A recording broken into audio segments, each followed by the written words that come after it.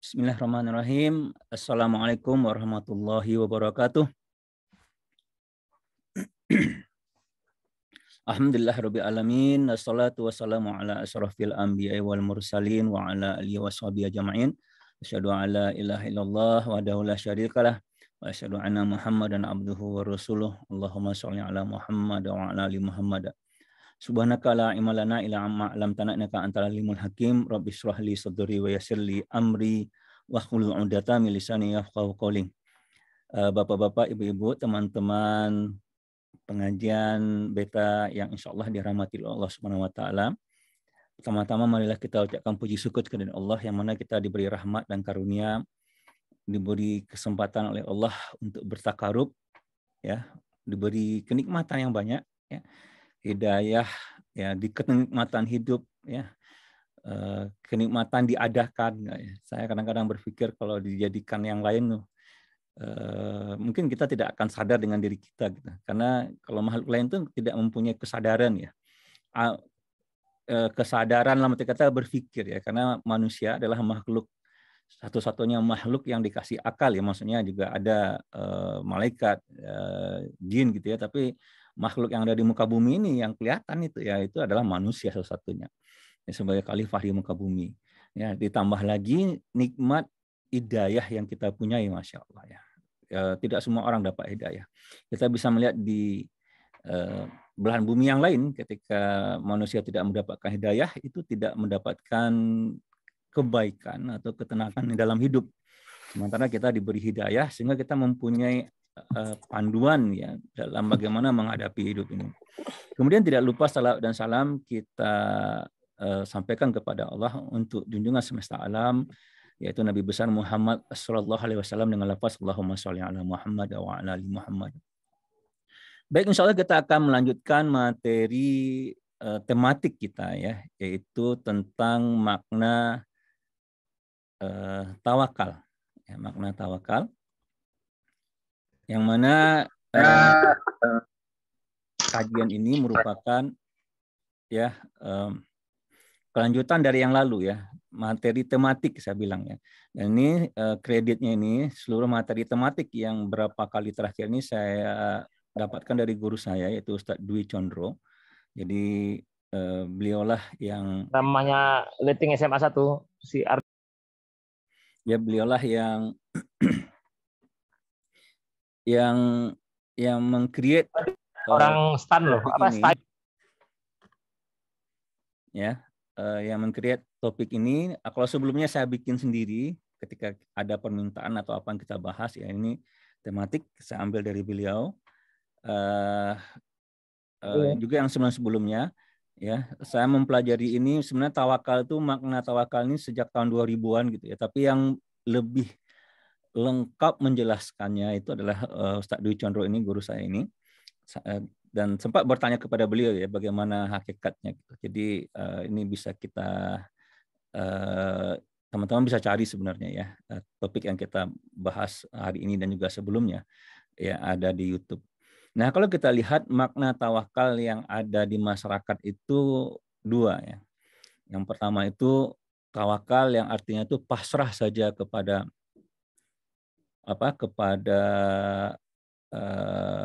Allah Subhanahu wa taala, ya, mau sakit, ya, mau sembuh, ya, itu terserah kepada Allah, gitu, ya, mau miskin, mau kaya, itu terserah kepada Allah. Yang mana menyebabkan orang itu malas berikhtiar, malas berusaha, malas bikin perencanaan, ya. Di sisi lain ada juga orang yang memahami tawakal bahwasanya setelah berusaha, atau artinya setelah berusaha bersungguh-sungguh, setelah berikhtiar bersungguh-sungguh, maka baru tawakal, ya.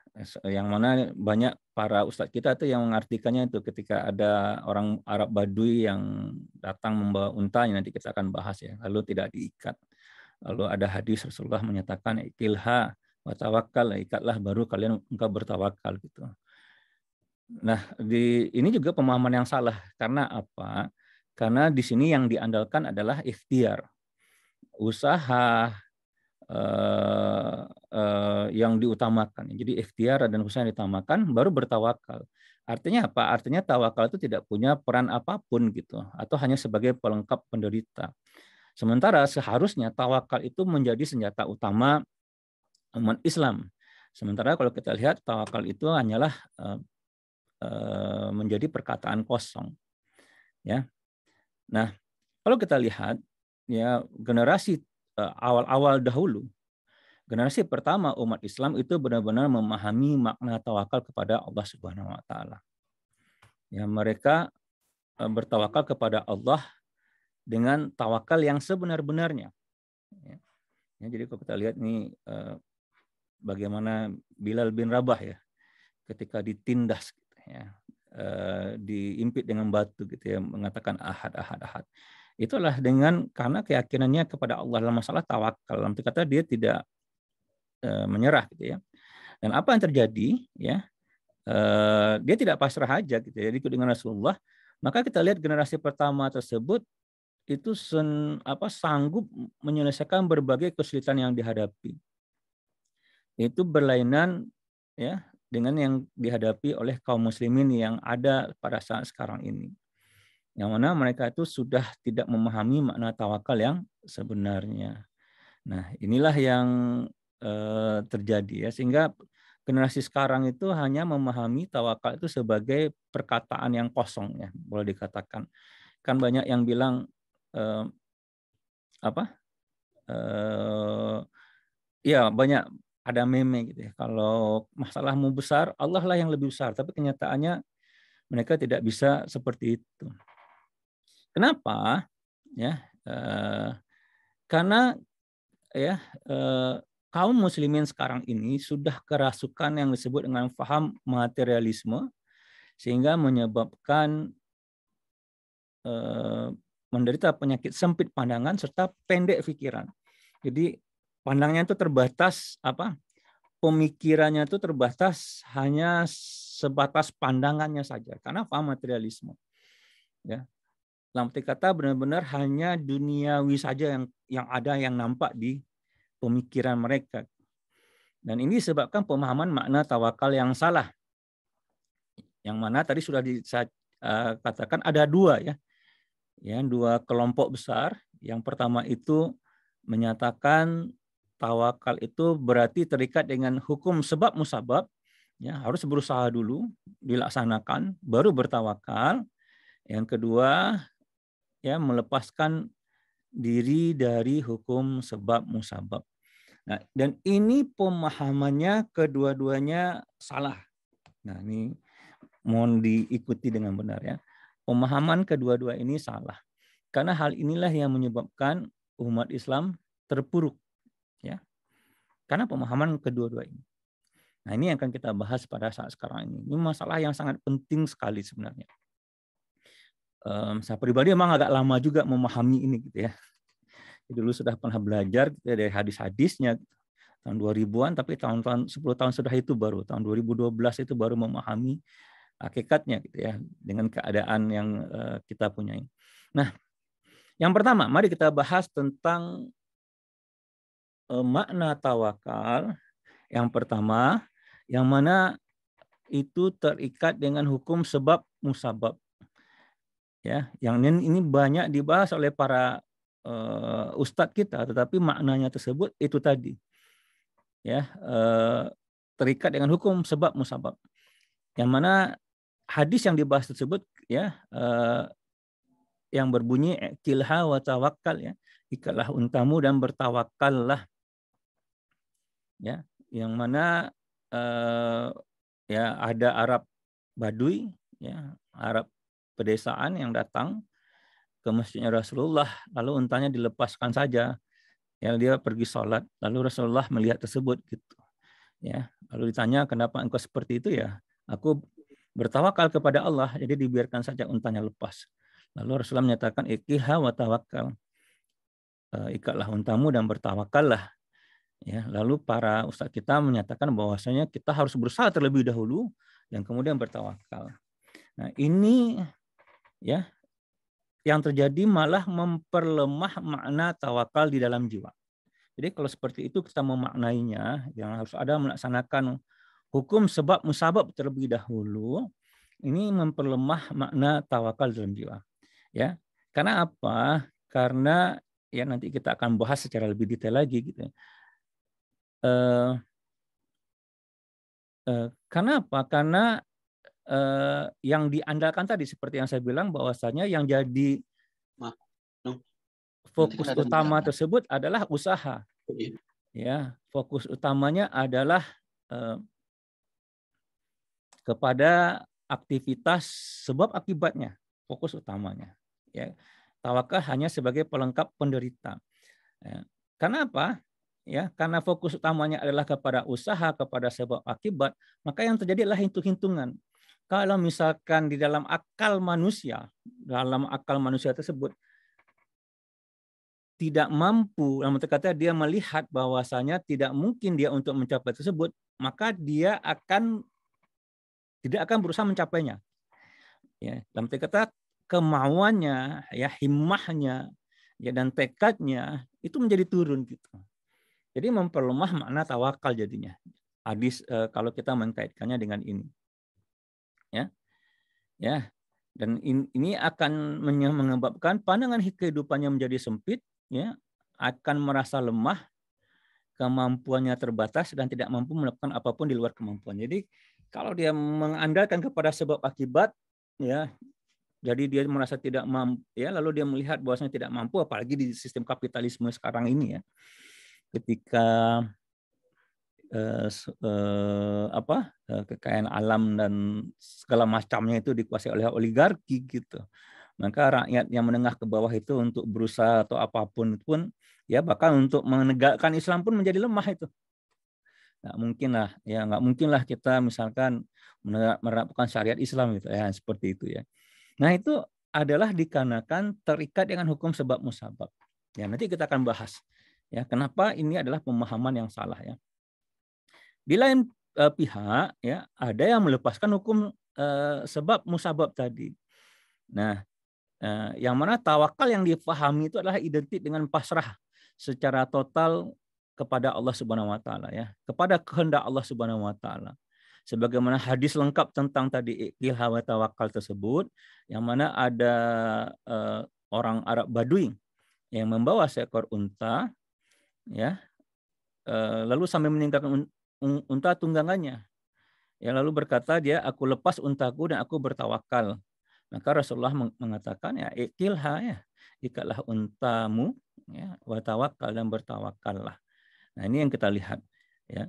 Nah, ini apa yang terjadi dan ini ada juga di sebagian besar umat Islam ya. Dan mungkin cukup banyak gitu ya. Yang mana akhirnya mereka menjadi malas ya untuk berusaha. Menjadi malas untuk bekerja, menjadi malas untuk melakukan perencanaan, ya, menjadi malas untuk membuat tujuan di dalam hidup, ya, untuk mengatur hidup itu menjadi malas seperti itu. Nah, dan ini ada sejak zaman dahulu juga sudah ada gitu, karena ada orang-orang yang hanya berdiam diri di masjid dan Umar bin Khattab pernah bertanya kepada orang-orang tersebut, gitu ya, apa yang mereka lakukan, lalu mereka pun menjawab bahwasanya kami ini adalah mutawakkilun gitu ya, orang-orang yang bertawakal gitu kepada Allah. Jadi kami menggantungkan diri semata-mata hanya kepada Allah. Lalu Umar pun berkata, ya, bukan kata Umar, bal ya, kalian itu tidak lain adalah mutawakkilun ya. Jadi mutawakkilun. Jadi kalau tadi mutawakkilun, ini mutawakilun ya. Orang-orang yang berpangku tangan tanpa berusaha. Ya. Jadi yang mutawakkilun, bertawakal itu memang adalah menggantungkan diri kepada Allah Subhanahu wa taala. Jadi makna menggantungkan diri ini kalau kita pahami ya makna tawakal dari hadis-hadis itu ya para ulama itu menggambarkannya itu seperti bayi yang menyusu kepada ibunya. Nah, ya, kalau bicara tentang rezeki gitu ya, menyusu kepada ibu dia percaya gitu. Yang lagi ya bayi menyusu kepada ibunya. Seperti itulah yang namanya menggantungkan diri itu seperti itu memang. Ya, Tetapi ya maknanya tadi ya harus kita pahami lebih dalam lagi gitu ya.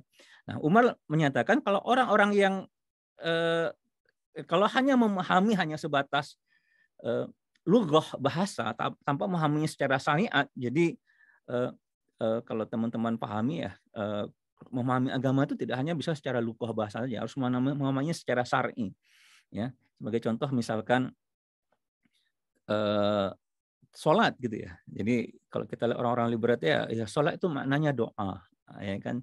Cukup kita eling saja kepada Allah sudah sholat kita. Nah itu pemahaman yang seperti itu pemahaman yang salah ya. Karena ada pemahaman secara syar'i. Ya, syar'i itu bagaimana implementasinya oleh Rasulullah SAW. Ya, bagaimana karena Rasulullah itu sebagai uswatun hasanah, bagaimana kita harus mencontoh Rasulullah dalam melaksanakannya. Maka makna sholat yang dicontohkan oleh Rasulullah itu ya dengan takbiratul irham, takbiratul ilham ya, lalu membaca Al-Fatihah ya, membaca ayat-ayat Al-Qur'an, lalu ruku ya, tidak lalu sujud dan seterusnya sampai akhir. Itu adalah makna salat yang sebenarnya gitu. Dan begitu juga dalam hal-hal yang lain harus kita memahami secara syariat. Nah, begitu juga tawakal tersebut makna syariatnya itu bagaimana? Nah, ini yang dicontohkan oleh Umar bin Khattab ya. Bahwasanya orang yang kalau hanya mengandalkan kata tawakal tersebut, makna tawakal tersebut hanya kepada perkataan menggantungkan diri kepada Allah, maka ini yang terjadi. Ini sudah terjadi kepada generasi dulu, tapi ya walaupun begitu ya dirubah oleh Rasulullah SAW gitu. Ya. Nah, apa kata Umar? Janganlah kalian seorang pun berpangku tangan tidak mencari rezeki, kemudian berdoa kepada Allah, ya Allah berilah aku rezeki, sebab kalian sudah mengetahui bahwa langit itu tidak pernah menurunkan hujan emas ataupun perak. Nah itu kata Umar bin Khattab. Nah, jadi dua pemahaman ini, yang pertama tadi ya berusaha terlebih dahulu, bikin rencana, bikin tujuan, ya lalu segala macam, ya, atau mengaitkan dengan hukum sebab akibat, lalu kemudian bertawakal, itu adalah pemahaman yang salah dan bahkan melemahkan makna tawakal. Begitu juga orang yang hanya ya menyerahkan hidupnya semata-mata kepada Allah, ini seperti itu. Kalau teman-teman pernah lihat, dulu saya pernah lihat film Forrest Gump ya. Life is like a box of chocolate. Nah, ya. Atau seperti daun. Itu ya orang-orang yang ini ya. Makanya terbagi ada Jabariyah dan Qadariyah ya. Ya, seperti daun yang ditebangkan oleh angin atau kapas ditebangkan oleh angin, dia akan ya kita ngikuti kemana aja. Nah, ini juga pemahaman yang salah. Mari kita bahas ya di mana letak salahnya. Ya, dan ini mau tak mau harus kembali lagi kepada pemahaman qada dan qadar yang pernah disampaikan sebelumnya. Dan silahkan dilihat di YouTube ya, mudah-mudahan ada ya insyaallah ya. Saya lupa apakah sudah di-upload apa belum. Rasanya sudah insyaallah. Ya. Untuk memahami tentang makna apa, di mana letak salahnya dua makna tawakal ini, ya kita harus memahami hakikat tentang qada dan qadar ya. Ada lingkaran yang kita kuasai, ada lingkaran yang tidak kita kuasai. Oke. Mari kita bahas tentang permasalahan ya makna tawakal yang terikat dengan hukum sebab musabab, yang mana landasannya tadi hadis ikilha wa tawakkal, ikatlah untamu dan bertawakallah, yang mana maknanya ya berikhtiar dulu ya, ikhtiar kita terlebih dahulu lalu baru kita bertawakal ya. Nah, kalau kita lihat ya manusia tersebut ada dua lingkaran yang menimpa manusia. Ada lingkaran yang menguasai manusia, yang mana manusia tersebut tidak bisa mampu berbuat apa-apa. Ya, dan kalau kita bicara masalah qada dan qadar, ada qada dan qadar di dalamnya.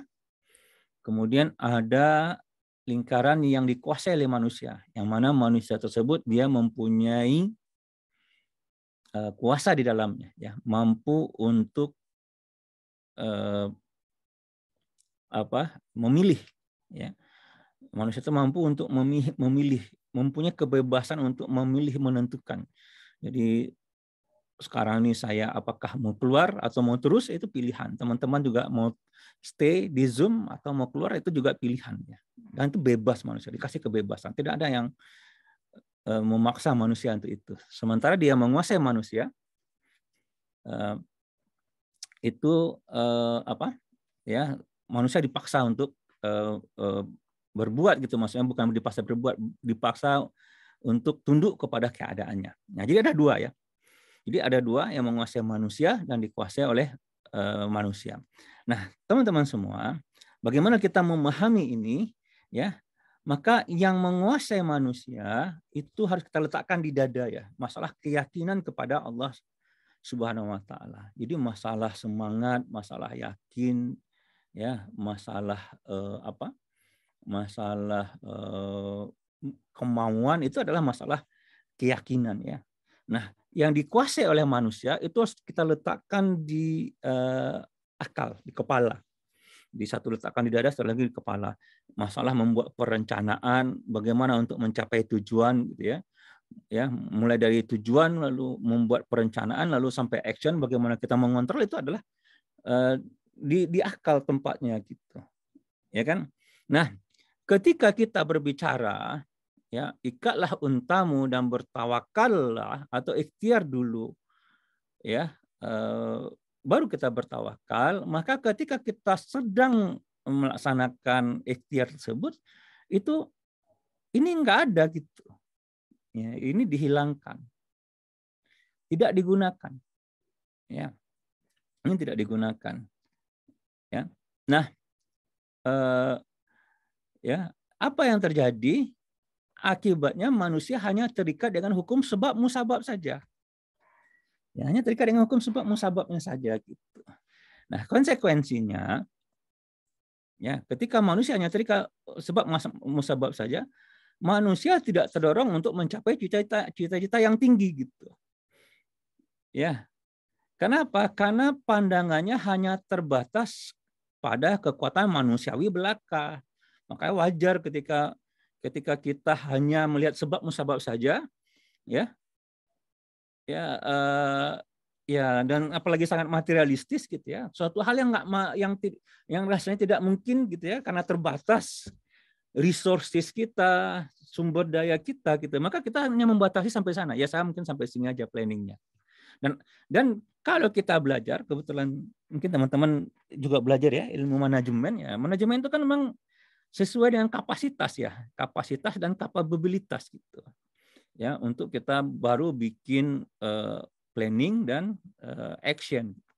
Kalau nggak sesuai dengan kapasitas dan kapabilitas ya nggak bisa. Nah, itu adalah satu sebab musabab ya yang dibatas.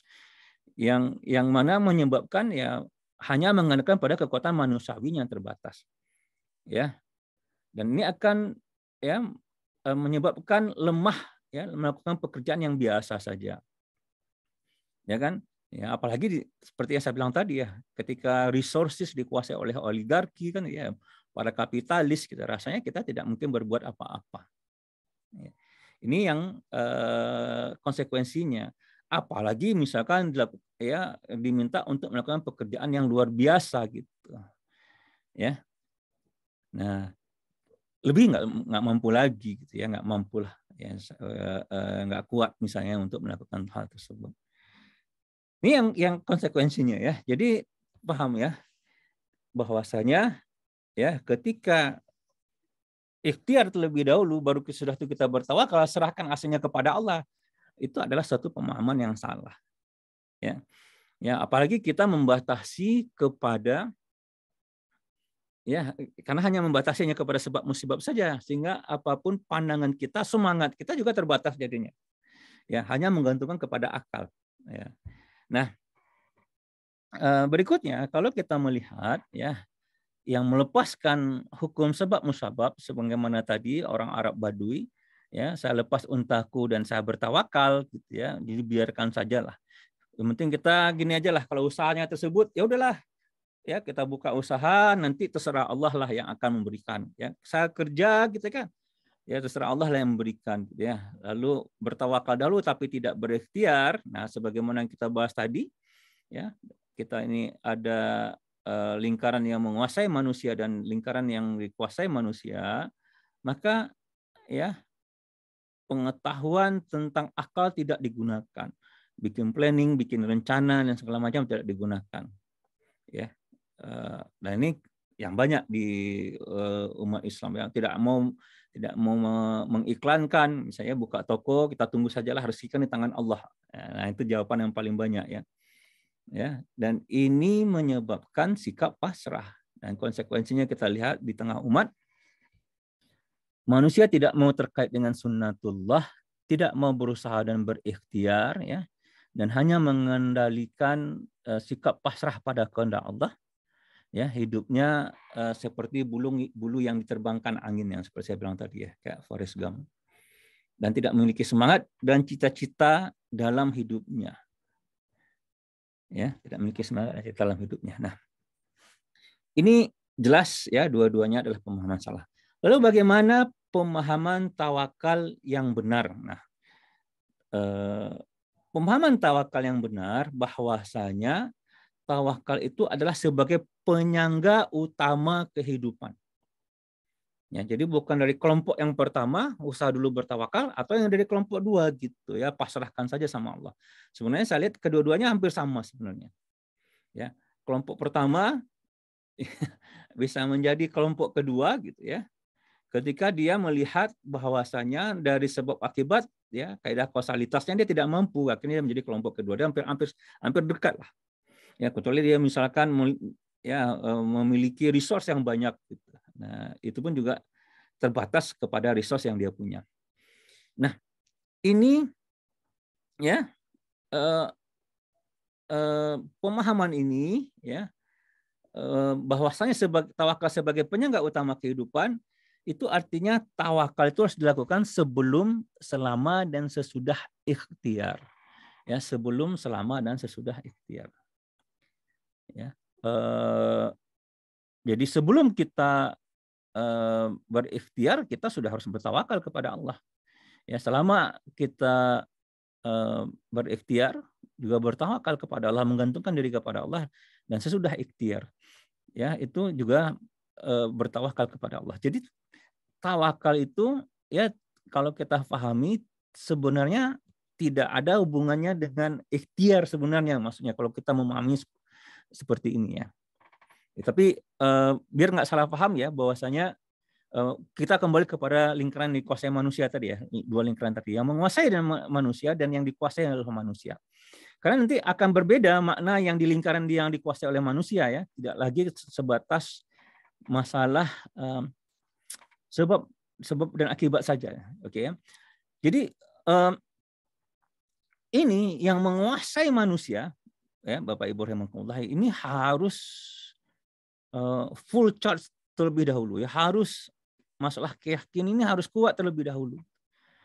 Ya, bahwasanya ya yang menguasai manusia itu adalah keyakinan pada kekuatan Allah Subhanahu wa taala. Jadi yakinlah bahwasanya ya, kalau ada yang dulu bilang bahwasanya Allah Maha Besar ya, masalah kamu besar, Allah Maha Besar. Keyakinan itu harus punya terlebih dahulu kita. Ya, di atas segala-galanya gitu. Jadi keyakinan nomor satu dulu. Ya. Dan ini ya bahasanya itu adalah bahwasanya Allah itu sebagai backing kita. Ya, sebagai sponsor kita gitu ya, membacking kita gitu. Yang di belakang kita tuh siapa? Allah Subhanahu wa taala. Nah, ini keyakinan nomor satu. Ya. Ya. Nah, ya, jadi Allah sebagai backing ini ya, jadi kalau guru satu bilang ya, jangan kita keluar dari rumah gitu kalau nggak punya keyakinan terlebih dahulu gitu. Lalu kita masuk kepada masalah kausalitas saja gitu ya. Jadi harus menguasai manusia terlebih dahulu nih, yang menguasai manusia terlebih dahulu ini ya, masalah keyakinan tadi harus jelas terlebih dahulu. Nah, nanti kan pertanyaannya ya bagaimana kita yakin bahwasanya Allah itu sebagai backing kita. Nah, nanti syarat dan ketentuan berlaku ya. Jadi ini yang nomor satu terlebih dahulu ya, bahwasanya ketika kita itu bertawakal dalam lingkaran yang menguasai kita, kita harus mempunyai keyakinan kepada kekuatan Allah. Allah lah yang maha besar, Allah lah yang melakukan segala-galanya. Bagi Allah itu gampang. Nah, ya. Nah, keyakinan ini nomor satu. Nah, ini akan memunculkan energi yang sangat besar dan dahsyat. Ya, yang sangat besar dan dahsyat. Ya, keyakinan. Ini yang bikin manusia itu semangat setiap paginya bangun gitu. Jadi kalau kita tidak punya tidak punya keyakinan ini ya bangun pagi itu lalu hitung-hitungan lalu merasa kita tidak akan mampu dalam kehidupan di muka bumi ini. Itu yang terjadi kepada manusia ya. Maka terjadi yang sekarang ini mental health ya mental health. Mental health itu ya karena hitung-hitungan tadi ya. Nah, ini sebagai penyangga pertama terlebih dahulu Bapak Ibu rahimakumullah ya, keyakinan kepada Allah ya.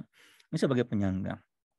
Nah, sehingga apa? Dalam lingkaran yang dikuasai oleh manusia itu tidak hanya sebatas sebab musabab saja, tapi menembus dimensi hukum sebab musabab. Ya. Jadi ya sebab musabab ada planning, ada tujuan, seperti itu ya. Tetapi menembus dimensi itu bahwasanya yang kita tuh bisa mampu untuk mencapai yang besar-besar gitu. Ya, terutama dalam memperjuangkan agama Allah ya. Ya. Dan ini apa? Ya, memunculkan konsekuensi terhadap akal manusia. Jadi tawakal tersebut ya dalam masalah keyakinan dan masalah ikhtiar itu ya sejalan. Ya, jadi karena ini adalah sunnatullah. Kaidah kausalitas itu ya dulu sudah pernah saya sampaikan juga bahwasanya ada jenjang-jenjang ya. Jadi ada asbab ya. Ya, ada asbab bahkan untuk mencapai surga pun ada asbabnya, mencapai dunia pun juga ada asbabnya. Nah, maka konsekuensi terhadap akal manusia tersebut ya manusia harus mempunyai tujuan, mempunyai planning, lalu mempunyai melakukan action, lalu kontrol terhadap action tersebut sampai tujuan tadi tercapai. Gitu. Itu menembus dimensi hukum sebab akibat atau sebab musabab. Ya. Nah ini konsekuensinya apabila kita mempunyai makna tawakal,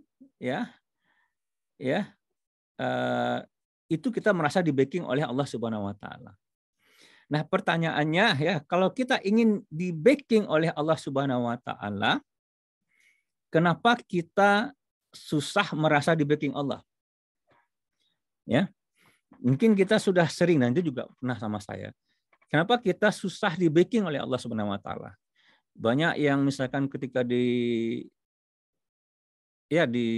sosial media itu Allah Maha Besar, masalah kamu lebih besar daripada Allah itu lebih besar daripada masalah kamu. Gitu ya. Tapi ketika dalam kenyataannya dalam kita action tersebut tidak seperti itu.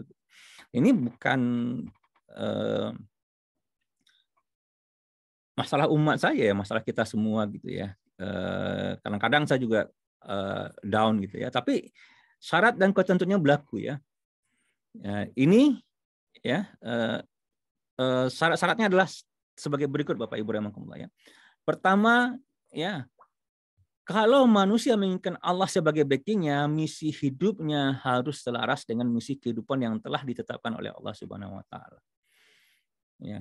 Jadi kalau kita ingin di backing oleh Allah, maka misi hidup kita harus selaras dengan misi kehidupan yang telah ditetapkan Allah. Sama lah kayak di manusia juga. Kenapa ada orang mau backing kita gitu? Orang tuh punya tujuan ya. Orang tuh punya tujuan gitu.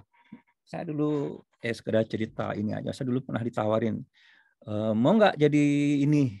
Saya pernah ditawarin kayak gini, Ustaz kalau mau jadi anggota DPR gitu ya gampang. Ya di Jakarta tuh 5-10 miliar bisa dapat katanya. Tahun 2009 Bapak Ibu rahimakumullah ya. Ya. Tapi apa? Maksudnya saya terima uang dari sponsor tentu harus melaksanakan misi dari sponsor tersebut ya. itu fakta ya. Nah, dan tidak ada jauh bedanya Bapak Ibu rahimakumullah ya. Kalau kita ingin di backing oleh Allah, ya misi hidup kita harus selaras dengan misi kehidupan yang telah ditetapkan Allah Subhanahu Wa Taala.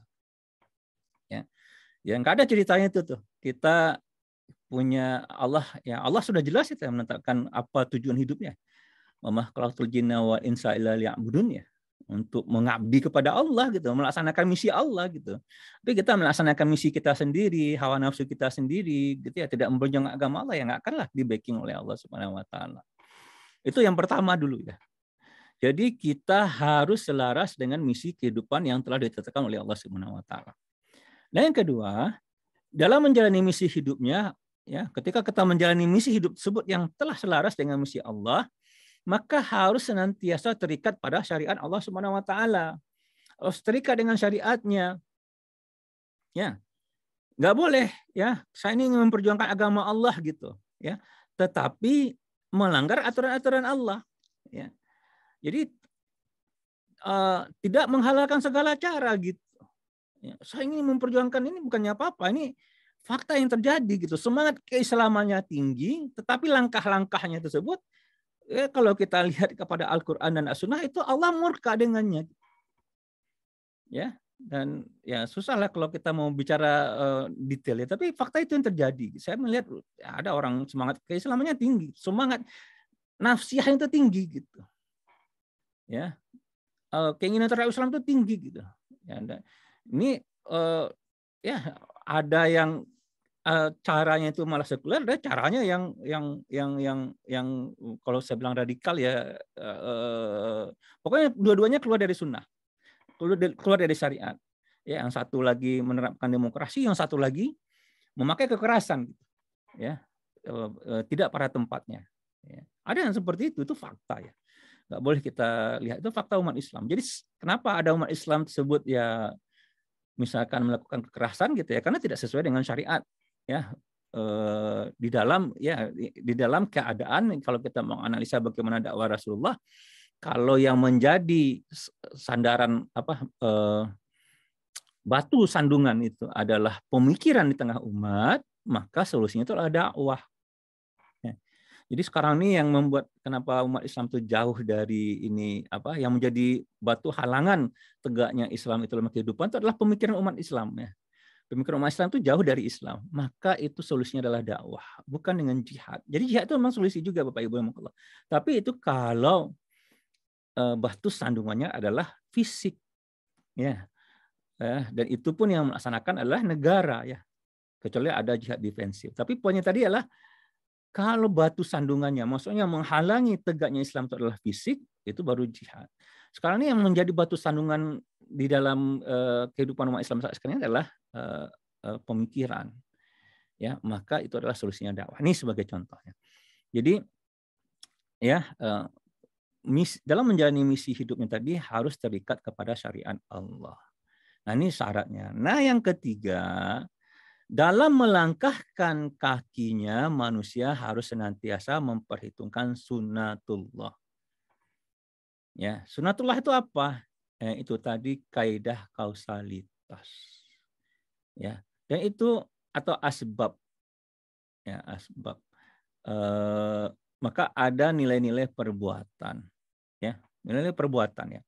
Yang sudah pernah saya sampaikan dulu sebelumnya ya. Nilai perbuatan manusia itu ada yang pertama itu ada materi, ada nilai perbuatan tersebut, ada akhlak, ada kemanusiaan, yang terakhir ada spiritual. Ya, nilai perbuatan. Jadi misalkan nilai perbuatan materi tersebut untuk mendapatkan misalkan misalkan kayak gini ya, untuk mendapatkan bekerja itu nilai perbuatannya materi, karena yang dihasilkan adalah materi. Nah itu ya, ya ilmu itu ya untuk mendapatkan ilmu ya. Jadi sholat misalnya nilai perbuatannya itu adalah spiritual. Ya, jadi sholat itu tidak akan mendatangkan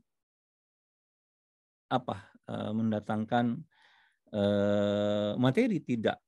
Ya, nilai perbuatan ya, maksudnya perbuatan itu dilakukan itu hasil yang dihasilkan gitu.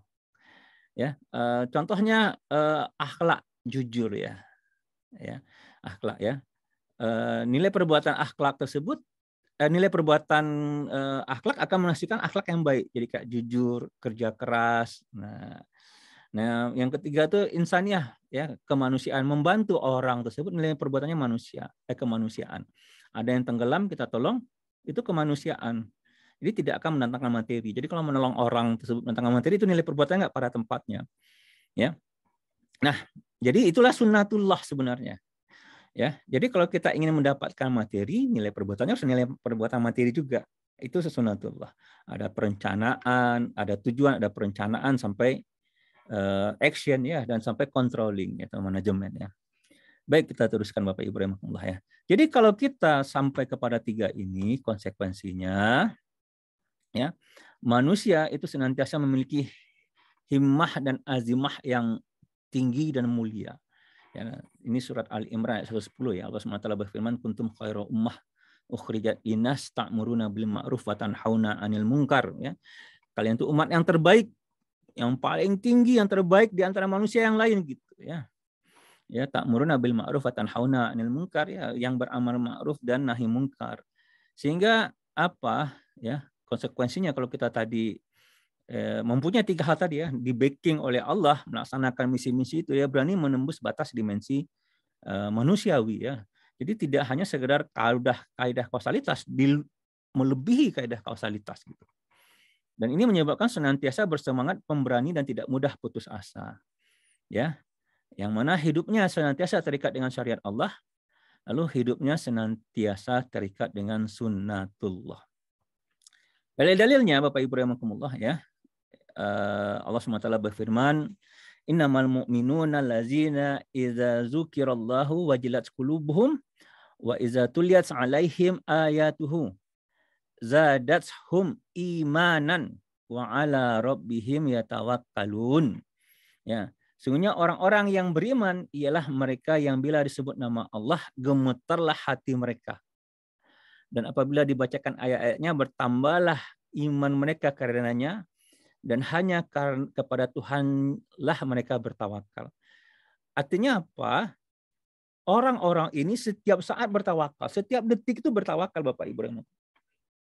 Ini tawakal itu tidak hanya pas lagi sesudah ini, tidak. Jadi mendengar ayat Allah itu bergetar hati mereka gitu. Karena dia menggantungkan dirinya dalam setiap keadaan. Maka tadi saya katakan ya, tawakal itu adalah amalan di hati gitu. Memang ada konsekuensinya kepada perbuatan yang bertambah semangat ya. Itu adalah masalah yang ada di dada ya. Kekuatan yang ada di dada. Ya, jadi tawakal itu setiap detik. Ya, mendengar ayat Allah itu gemetar hatinya. Ya, bertambah keimanan mereka, Masya Allah. Ya. Lalu apa? Ya, Allahu la ilaha illa huwa wa 'alallahi falyatawakkalul mu'minun. Ya, Allah lah ya, tidak ada Tuhan selain Dia, dan hendaklah orang mukmin bertawakal kepada Allah saja. Nah, ini maknanya ya, tidak dari hadis tadi. Nah, hadis Nabi Rasulullah dari Bukhari, dari Ibnu Abbas, ada 70.000 orang dari umatku yang masuk surga tanpa hisab. Mereka adalah orang-orang yang tidak pernah mencuri-curi, yang tidak melepas burung sebelum berpergiannya, ya, tidak ada pakai tahayur ya. Sial ya, atau tidaknya perjalanannya tahayur ya. Tahayur itu sama tahayul kalau kita bahasanya ya. Lalu yang tidak membakar dirinya dengan besi panas ya, yang percaya bahwa hal itu tidak akan menghilangkan penyakitnya, dan orang-orang yang bertawakal kepada Rabb-nya. Jadi ada 70.000 umat yang masuk surga tanpa hisab karena dia bertawakal kepada Allah setiap saat. Lainnya ya, dalam hadis riwayat Ahmad dan Tirmizi, seandainya saja engkau bertawakal kepada Allah dengan sebenar-benarnya tawakal, pasti Allah akan memberimu rizki seperti halnya burung diberi rizki. Ya, pagi hari mereka pergi dengan perut kosong, namun sore hari kembali dengan perut penuh. Nah, insyaallah ini lengkap nih. Ya, bertawakal kepada Allah, yakin dia kepada Allah, lalu dia keluar gitu. Keluar ya, menembus batas dimensi sebab musabab tadi, melaksanakan apa yang bisa diinginkan. Maka kata Allah, pasti akan diberi rezeki dia. Nggak ada enggak. Ya, pasti akan diberi rezeki. Ya. Jadi apa makna dari dalil-dalil di atas? Dalil tersebut tidak memberikan kesempatan sedikit pun bagi orang muslim untuk ragu-ragu dalam bertawakal. Ya. Walaupun hanya sekejap dalam setiap urusan dan dalam segala pekerjaan. Wajib selalu bertawakal kepada Allah secara mutlak tanpa embel-embel apapun. Nah, untuk hadis iqtihad wa tawakal itu adalah khusus bagi mereka yang memahami tawakal adalah melepaskan hukum sebab musabab. Nah, dalam tafsir yang lain gitu ya, yang maksudnya yang menerjemahkan dalam bahasa Arab itu kalau pakai wa itu adalah dilakukan ya kalau kita belajar bahasa Arab kan wa itu bukan sesudah itu gitu ya, tetapi bersamaan dengan itu ya. Jadi misalnya Amir ya wa Ali gitu ya datang gitu ya, maka kedua-duanya datang bukan berurutan ya.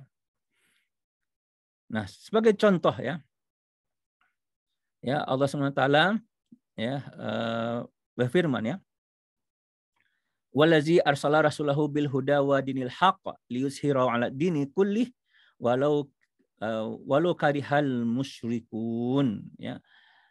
Dialah yang mengutus rasulnya dengan membawa petunjuk ya dan agama yang benar agar dia memenangkannya di atas segala agama-agama meskipun orang musyrik membenci. Ini contoh bahwasanya Allah itu hanya ingin, nah ini ya, hanya ingin Islam itu agama yang menang, agama yang benar dimenangkan di atas semua agama yang lain.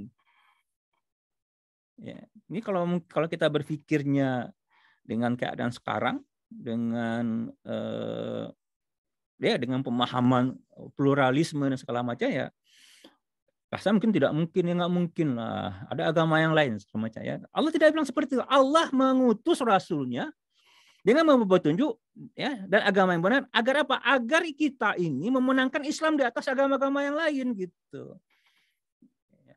Ini dibilang radikal ya, tidak toleran segala macam gitu. Allah bilang tidak, pasti nggak disukai orang. Ya, apa kata Allah? Walau karihal musyrikun, walaupun mereka tidak suka, orang musyrik tidak suka. Ya, walau karihal munafikun kata Allah, walau karihal kafirun kata Allah. Udah pasti nggak suka mereka gitu. Ya, nah ini adalah cita-cita yang tertinggi gitu. Islam itu di atas segala-galanya. Ya, al-Islamu ya'lu wa la yu'la alaih. Islam itu paling tinggi, enggak ada yang lebih tinggi dari itu kata Allah, kata Rasulullah ya. Ya, Islam itu paling tinggi gitu. Tidak ada yang lebih tinggi daripada itu. Nah, kita itu sebenarnya diutus Allah ya.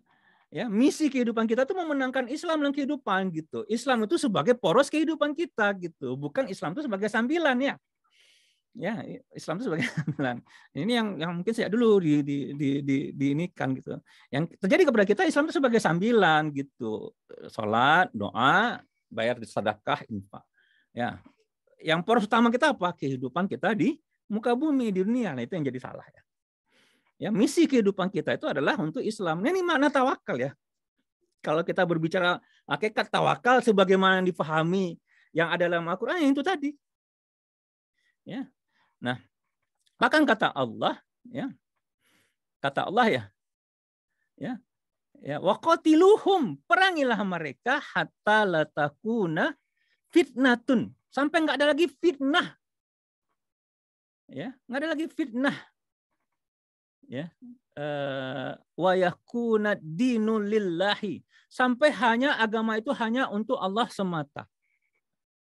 Ya, sampai agama itu hanya untuk Allah semata. Nah, seperti itu. Itu misi kehidupan yang diperintahkan oleh Allah kepada kita. Ya. Jadi ya itu adalah ya agar Allah menghendaki ya Islam itu dapat dimenangkan atas semua agama di dunia ini, dan itu harus menjadi misi hidup umat Islam. Nah, maka baru akan tercapai tawakal. Ya. Jadi kalau orang itu dia ingin dia tuh di backing oleh Allah, rezekinya dimudahkan oleh Allah, punya semangat yang tinggi, ya, maka tadi misi hidupnya tadi adalah memenangkan Islam itu di atas segala-galanya. Gitu. Ya, kerjanya untuk Islam, keluarganya dididik untuk Islam, ya. Ya, dan sehingga dia punya keyakinan bahwasanya Allah itu akan menjadi backingnya. Kalau enggak ya itu kenapa kita susah menjadikan Allah sebagai backing, ya itu tadi. Karena misi kita bukan itu tadi ya, memenangkan agama Allah. Ya.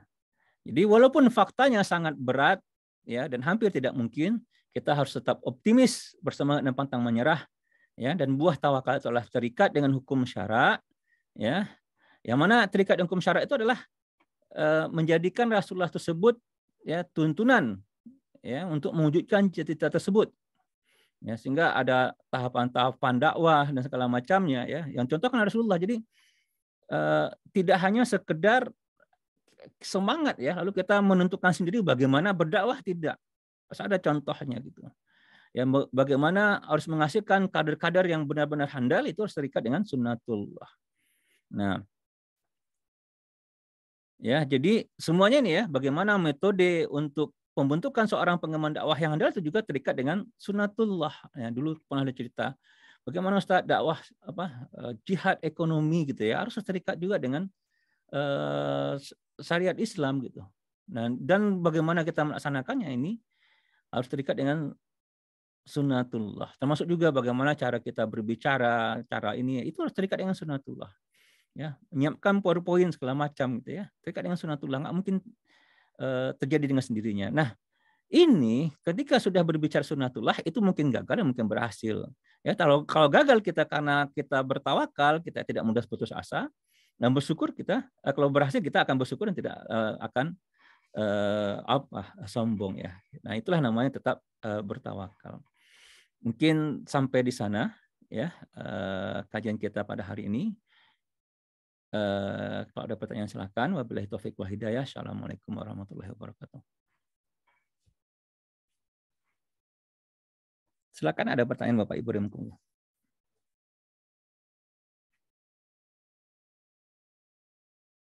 Halo. Ya, Ustaz. Assalamualaikum warahmatullahi wabarakatuh, Ustaz. Waalaikumsalam warahmatullahi. Dari tadi Ustaz jelasin itu yang saya terbayang Muhammad Al-Fatih, ya, Ustaz, ya. Ya. Bagaimana mungkin waktu itu kan tentang kemenangan Konstantinopel itu sudah disebutkan Rasul SAW pada 7 abad, ya, kalau nggak salah, sebelum itu. Bahwa itu akan ditundukkan. Itu bagaimana, maksudnya bapaknya Muhammad Al-Fatih dan bagaimana gurunya dan Al-Fatih itu mungkin salah satu yang bisa kebayang gitu kita, kuntum khaira ummah itu mungkin begitu, ya, Ustaz, atau gimana, Ustaz? Tolong penjelasan. Jadi Muhammad Al-Fatih tersebut ya kakeknya lalu memberi guru yang terbaik, ya, sehingga beliau mempunyai buah dari tawakal yang sempurna, ya, mempunyai tekad yang kuat, kan seperti ya, tekad yang kuat, ya, suatu yang tidak mungkin gitu, ya. Beliau ingin dijadikan oleh Rasulullah, ya, sebagai panglima yang terbaik gitu. Ya, di sisi Allah Subhanahu wa taala, kan. Masya Allah, ya. Jadi beliau ingin mewujudkan itu. Ya. Nah, kalau kita lihat, ya, yang dilakukan beliau itu kan tidak hanya sekedar tekad, ya. Beliau jadi tekadnya itu menembus batas-batas dimensi gitu, ya. Kalau orang yang nggak mungkin segala macam, karena Konstantinopel itu benteng yang sangat kuat, ya, Romawi yang masih di bawah Romawi, orang-orang Eropa lah, ya. Itu termasuk, ya, benteng yang sangat kuat, yang penjaganya juga sangat kuat gitu, ya, Turki ketika itu, ya. Nah, dia mengorganisir, melatih pasukannya. Jadi bukannya dirinya sendiri. Jadi dia mempunyai metodologi, ya, organisasi, ya, bagaimana manajemen, ya, kan, bagaimana pelatihan, ya, di dalam bingkai visi misinya tadi gitu, yang luar biasa, ya, yang tekadnya yang kuat tadi gitu, untuk menjadi seorang panglima yang terbaik di sisi Allah Subhanahu wa taala. Itu kan luar biasa. Jadi tidak lepas dari, ya, dan yakin gitu, ya, keyakinan yang sangat kuat gitu. Ya. Dan itu banyak contoh-contoh dalam sejarah kita juga mungkin, karena tadi pandangnya tadi akhirat, ya. Pandangan tidak hanya semata-mata hanya dunia, ya. Jadi kalau kita lihat ketika bicara tawakal, ya banyak kan bagaimana cara berbisnis atau dalam mencari rezeki di dunia saja, ya, itu kita lihat kan. Tapi tadi kalau kita lihat bahwasanya poros itu adalah bagaimana menjadikan Islam tersebut dimenangkan, itulah misi utama sebenarnya. Maka kalau kita mau berbisnis, tujuan kita itu ya berbisnis ya untuk kemuliaan Islam ya. Ya, untuk kemuliaan Islam gitu. Hasilnya juga disumbangkan untuk dakwah Islam, untuk tegaknya agama Allah, yaitu seperti itu tadi. Jadi poinnya itu Putri ya, selain pendidikan ya, proses lalu langkah-langkah yang dilakukan oleh Muhammad Al-Fatih tersebut ya, itu adalah buah dari ketawakalan beliau gitu, bergantungnya kepada Allah ya. Itu Putri insyaallah. Iya, Ustaz. Alhamdulillah. Termasuk tadi juga kepikiran Siti Hajar ya. Pada saat ditinggal oleh Nabi Ibrahim alaihissalam. Ya, berlari-lari ya beliau ya. Tidak ya, maksudnya berhenti. Dia tanya, apakah Allah yang menyuruh engkau meninggalkan saya di sini gitu sama anak. Pada saat itu dia yakin, oh ini kalau Allah meninggal itu adalah perintah Allah, saya yakin Allah tidak akan menyia-nyiakan. Ya. Tapi gitu. Beliau tidak berhenti berdiam diri kan? Ya, betul. Nah, betul. Jadi ada keyakinan, habis itu sembari berkeyakinan itu juga ya ikhtiar gitu ya Ustaz iya. ya. Jadi kesamaan ya. Iya Bapak ya. Jadi Bapak Ibu rahimakumullah ya. Jadi masalah keyakinan Siti Hajar itu luar biasa ceritanya ya. Makan beliau itu dari mana ya? Jadi pohon kurma ya, ada pohon kurma itu tinggi ya, besar gitu ya. Siti Hajar itu lemah gitu. Ya, sebenarnya kan gampang saja kalau Allah menjatuhkan buah itu pasti jatuh kurma-kurma itu. Enggak. Beliau goyang aja, beliau goyang gitu sedikit ya, gitu. Itu berjatuhan buah kurma yang ada di dekat Siti Hajar ketika itu dengan Nabi Ismail ya, dengan bayi beliau ya. Nah, itu para ulama membahas itu ya. Jadi usaha itu perintah Allah gitu, usaha itu perintah Allah gitu ya. Keyakinan itu juga perintah Allah ya, dua-duanya. Jadi ya, jadi bukan berdiam diri dari segi itu. Jadi kita memang wajib berusaha ya, tapi keyakinan itu tidak lepas. Siti Hajar tidak marah kepada Allah, tidak seperti itu. Karena yakin Allah akan menjaga beliau. Tapi usaha tidak beliau tinggalkan. Jadi pohon kurma itu sebenarnya beliau goyang itu sedikit cuman, tapi itu berjatuhannya banyak. Nah, itu sebenarnya dari akal manusia ya, dengan menggoyang seperti itu tidak akan berjatuhan buah-buah itu tadi. Ya. Sama dengan seperti itu juga. Jadi kalau ketika kita berusaha dengan bersungguh-sungguh, ya hasilnya itu mungkin akan luar biasa nantinya gitu. Ya, itu adalah hasil tadi adalah dari yang datang dari Allah tadi, yaitu Allah, bantuan dari Allah tadi ya, di backing oleh Allah, dimudahkan oleh Allah Subhanahu wa taala. Mungkin itu insyaallah. Ya Ustaz, jazakallah khair Ustaz. Afwan. Oleh teman-teman yang lain. Silakan Bapak Ibu rahimakumullah ya. Kalau ada pertanyaan, tapi insya Allah kayaknya paham semua. Kalau alam bisawab ya. Kalau tidak ada, ya saya tunggulah agak 1 menit. Kalau tidak ada, mungkin kita tutup saja.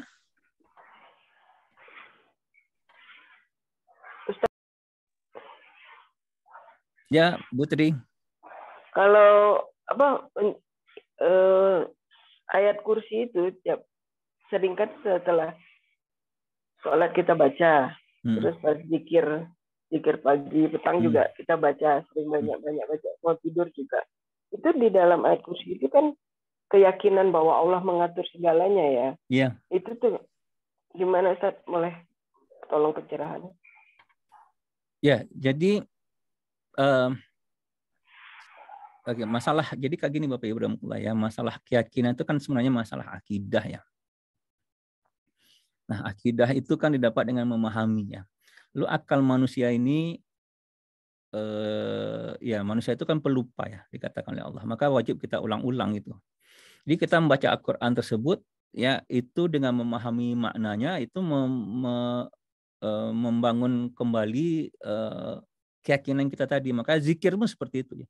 Zikir itu kan mengingat sebenarnya. Ya. Jadi masalah keyakinan, masalah semangat ya. Nah, tadi dikatakan jadi sebenarnya semuanya sangat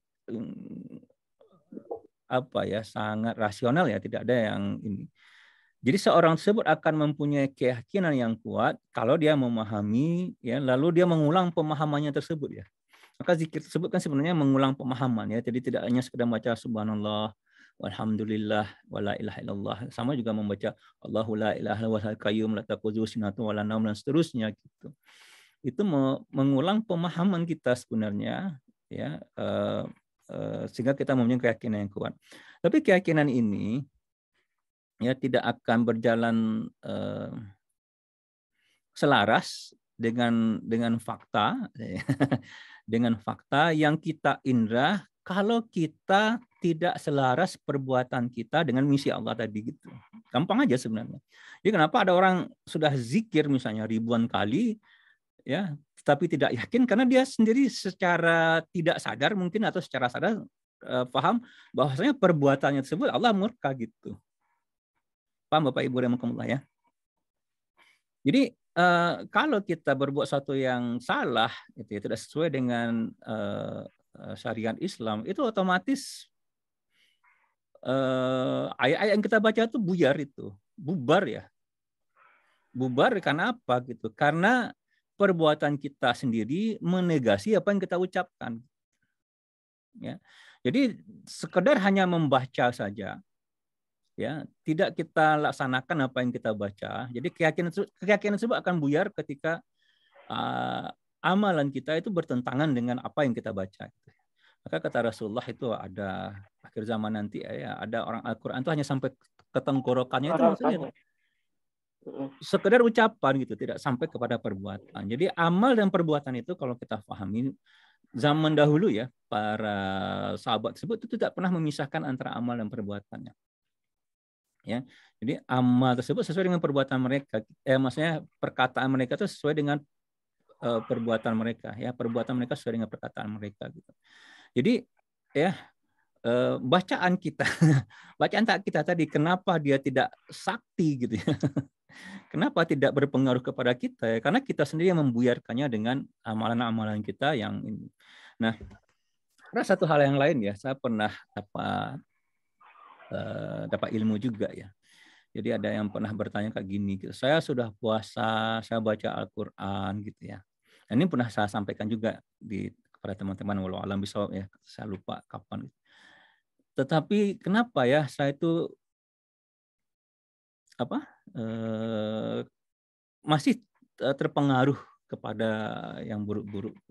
Seperti kata tidak apa yang dia baca, apa yang dilakukan, doa, zikir, segala macam nggak berpengaruh kepada tingkah lakunya.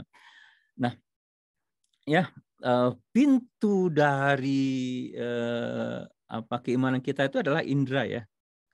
Jadi ada hal-hal tertentu yang kita indera, yang kita biarkan gitu. Maksudnya kayak gini nih.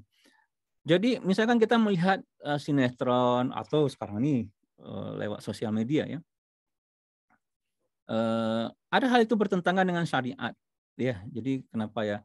Jadi ada orang terbagi dari 3 ya. Yang pertama itu dia ikut menikmati yang bertentangan dengan syariat tadi. Itu sudah jelas akan membuyarkan keyakinannya, ya, doanya, sholatnya, ya, zikirnya itu pasti akan buyar itu nggak ada. Itu yang ya dia menghapus sendiri pemahamannya atau keyakinannya. Ada yang ya bertentangan dengan syariat tapi dia cuek saja gitu. Ya. Nah ini juga yang akhirnya terpengaruh ya karena indera kita tuh secara otomatis, jangan sangka kita tuh tidak menangkap gitu ya, otomatis dia akan merekam gitu. Maka iman tuh turun naik seperti itu tuh. Kita tidak hati-hati menjaga indera kita ya. Yang ketiga kita tahu itu salah ya, lalu kita menolaknya bahkan memeranginya ya. Jadi kalau salah udah matikan kan seperti itu. Ya, atau misalkan kayak gini ya, kita berada di ada istidraj, bukan istidraj ya, ikhtilat. Jadi kalau ada ikhtilat gitu, ya, campur baur laki-laki perempuan gitu ya. Kalau kita tahu, ini ada orang pacaran dekat saya sering kayak gitu tuh, agak susah tuh kalau pergi kemana-mana itu. Ada orang pacaran tuh udah begitu aja, akhirnya saya tinggalkan gitu ya. Karena tahu Allah marah, sangat sanggup untuk ini. Saya terserang karena ada yang sanggup ya. Jadi kalau saya suka jalan-jalan ke tempat ini Bapak Ibu ya, tempat-tempat alam-alam itu. Ada yang pacaran itu pernah saya nasihati sama Ari. Tapi kalau mereka rame itu saya diam aja, saya pergi lari lagi. Nah, kalau kita membiarkan itu gitu, ya alam kata bahkan menikmati gitu, itu menegasi semua tadi ya, mau baca ayat kursi kayak atau apa gitu. Jadi ini tadi ya, kenapa bacaan ayat kursi kita, doa kita, zikir kita itu tidak nampak manfaatnya ya, tidak berbekas kepada keyakinan kita itu tadi gitu. Karena secara action gitu itu tidak terlihat ya. Jadi memang visi misi Allah itu sesuai dengan visi misi kita itu terlihat dalam action kita. Maka kita itu memang wajib menjadikan Islam itu sebagai poros bagi kita gitu. Makanya kenapa dulu Abu Bakar itu pernah menangis gitu ya, karena Abu Bakar itu tahu gitu ya, menangis lagi ini ya, menangis ketika beliau makan gitu, karena beliau merasakan ya manusia ini sebagiannya itu menganggap Allah itu kayak makanan, kalau lapar baru makan gitu ya. Maka kita perlu Allah itu bukan kayak makanan ya, seperti udara ya, oksigen yang setiap saat kita hirup itu perlu gitu. Kalau nggak ada Allah kita bubar ya. Tawakal itu seperti itu, bukan seperti makanan tetapi seperti oksigen yang kita perlukan setiap hirupan nafas kita gitu. Seperti itu Putri, insyaallah. Ya, alhamdulillah. Makasih Ustaz. Oke. Alhamdulillah. Teman-teman semua ya, kalau ada kurang dan salah saya mohon maaf ya. Mudah-mudahan ini jadi kebaikan buat kita semua ya, jadi ilmu buat kita semua, jadi amalan juga buat kita semua, dan jadi pahala di sisi Allah Subhanahu wa taala ya. Saya tutup dengan mohon ampun kepada Allah Subhanahu wa taala. Astaghfirullahalazim, astaghfirullahalazim, astaghfirullahalazim. Alhamdulillahirabbil alamin. Doa penutup majelis, subhanakallahumma wa bihamdika asyhadu an la ilaha illa anta astaghfiruka wa atubu ilaik. Assalamualaikum warahmatullahi wabarakatuh. Waalaikumsalam warahmatullahi wabarakatuh.